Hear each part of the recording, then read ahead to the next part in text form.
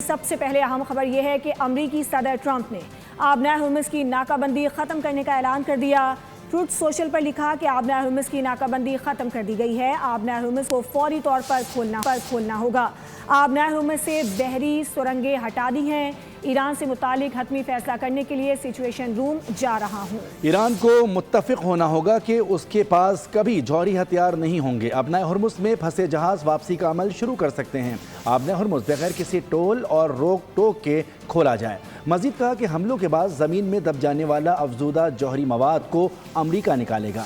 चीन अफजूदा जौहरी मवाद निकालने के अमल में तकनीकी ताउन फराहम कर सकता है। कार्रवाई ईरान और बैनुल अक़वामी जौहरी तवानाई एजेंसी के ताउन से मुकम्मल की जाएगी। हासिल शुदा अफजूदा मवाद को मुकम्मल तौर पर तबाह कर दिया जाएगा। ताहुक्म सानी ईरान को किसी किस्म की माली अदायगी नहीं की जाएगी। ईरान के साथ दीगर कम अहम मामलात पर पेशरफ्त हो चुकी है।